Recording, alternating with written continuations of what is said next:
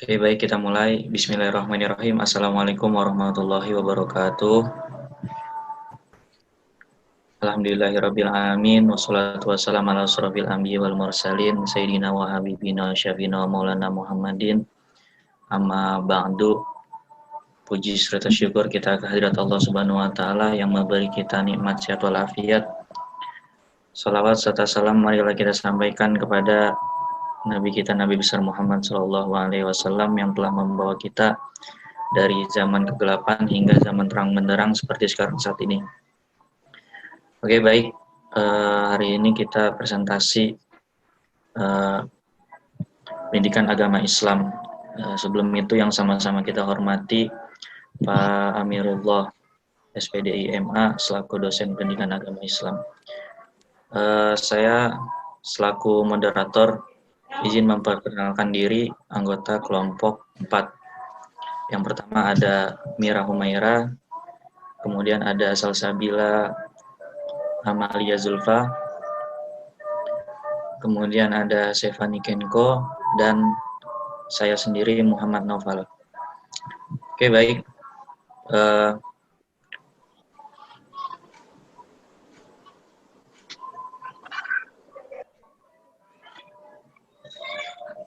Presentasi dari kelompok 4 ini berjudul Bukti Kebenaran dan Relevansi Islam.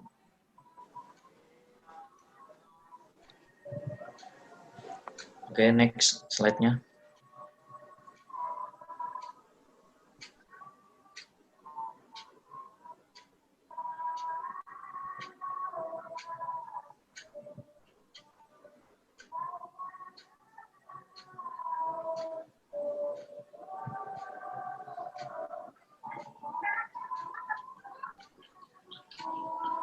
Oke, ini ada pembahasan yang pertama yang akan dijelaskan oleh siapa? Mira Humaira. Oke, dipersilakan. Definisi kebenaran Islam, pertama memiliki sejarah yang jelas, yang kedua memberikan keterangan yang harus dipercaya tanpa harus melakukan penelitian, yang ketiga melakukan perbandingan terhadap agama lain.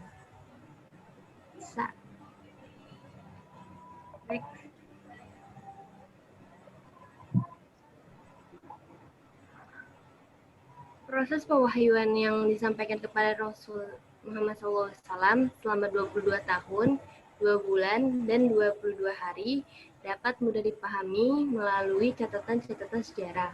Begitu juga tentang kehidupan Nabi Muhammad sejak lahir hingga wafatnya, beliau sejarahnya sangat jelas.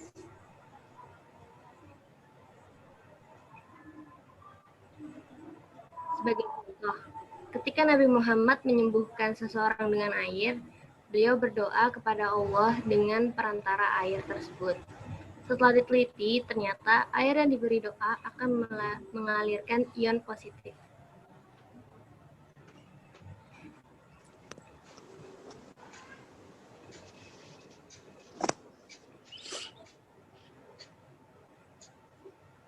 Allah mempunyai sifat yang tidak dimiliki oleh Tuhan lainnya. Yang pertama, Allah itu ada, sifatnya gaib. Yang kedua, Allah memiliki sifat maha melihat. Yang ketiga, Allah itu maha mendengar. Yang keempat, Allah memiliki sifat maha hidup.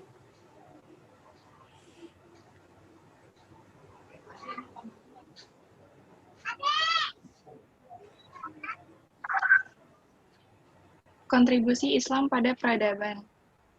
Berbagai bukti kemajuan peradaban Islam kala itu dapat dilihat dari beberapa indikator antara lain, keberadaan perpustakaan Islam dan lembaga-lembaga keilmuan seperti Baitul Hikmah, Masjid Al-Azhar, Masjid Karawiyah, dan sebagainya.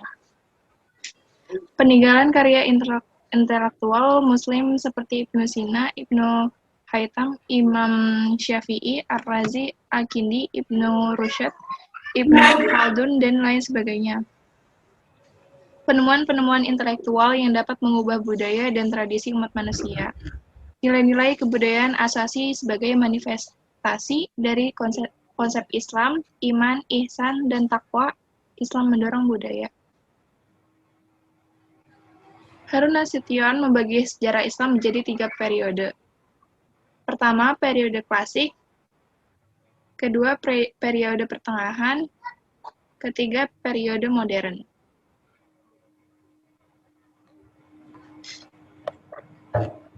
Masa kemajuan Islam I, bagian dari periode klasik.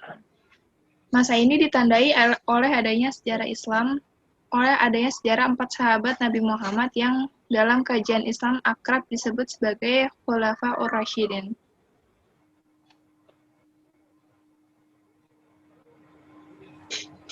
Berikut beberapa kontribusi intelektual Muslim dalam peradaban dunia di berbagai bidang. Pertama, astronomi. Menentukan awal dan akhir bulan Ramadan, Hari Raya Idul Fitri, Hari Raya Idul Adha, dan sebagainya. Matematika. Al-Khwarizmi, ia merupakan salah satu ahli matematika Muslim terkenal di masa Khalifah Al-Ma'mun. Ia menulis buku aljabar. Ketiga, fisika. Karya-karya tentang optik yang ditemukan oleh Hasan ibn Haytham dijadikan dasar bagi bangunan ilmu fisika, yakni dasar bagi Bacon dan Kepler dalam penemuan teropong, teleskop maupun mikroskop, dan dasar dari fotografi. Kimia. Orang Arab menemukan penemuan potasium, asam amoniak, nitrat, perak, dan merkuri. Istilah penting kimia seperti alkohol, alembrik, alkali, dan kimia itu juga sendiri berasal dari Arab. Filsafat. Karya-karya utamanya antara lain Kitab Al-Syifa dan Kitab Al-Isyarat wal Tanbihat.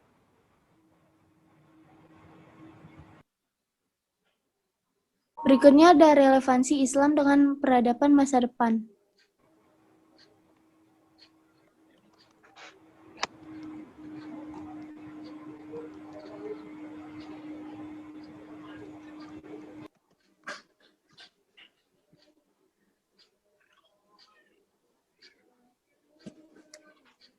Secara historis, Islam sebagai sebuah peradaban dimulai dari sintetis kreatif. Sintetis kreatif bisa terjadi jika seseorang memiliki beberapa bidang ilmu sekaligus. Di era klasik, antara abad 9 dan 14, peradaban Islam menunjukkan kreativitas tinggi dalam ilmu dan teknologi.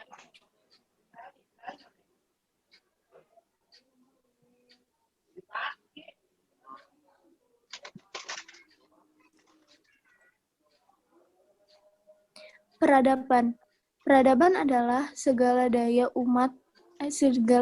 upaya umat manusia untuk tidak hanya menjalankan ketetapan Allah, tetapi melakukannya dengan sebaik-baiknya, dengan lebih mudah dan nuansa yang lebih indah.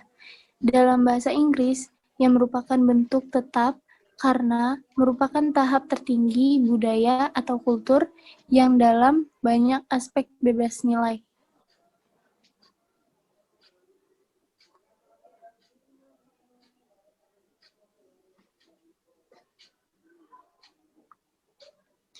Tantangannya, yang pertama, peradaban Barat begitu kuat dan berjaya dengan banyaknya temuan-temuan ilmiah. Kedua, mayoritas pusat keilmuan, terutama perguruan tinggi ekselen di negara-negara Islam maupun yang mayoritas penduduknya Muslim, didominasi oleh paradigma keilmuan sekuler.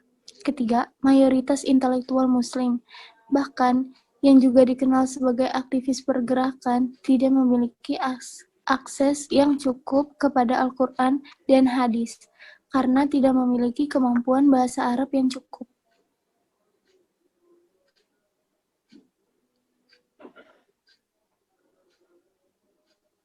Faktornya, untuk membangun peradaban diperlukan hanya sejumlah kelompok kecil yang kreatif. Secara logis, disebabkan peradaban lain tidak bersumber dari kebenaran ilahiyah. Ketiga, umat Islam memiliki kitab suci yang terjamin keasliannya, sedangkan di dalamnya terdapat inspirasi-inspirasi besar.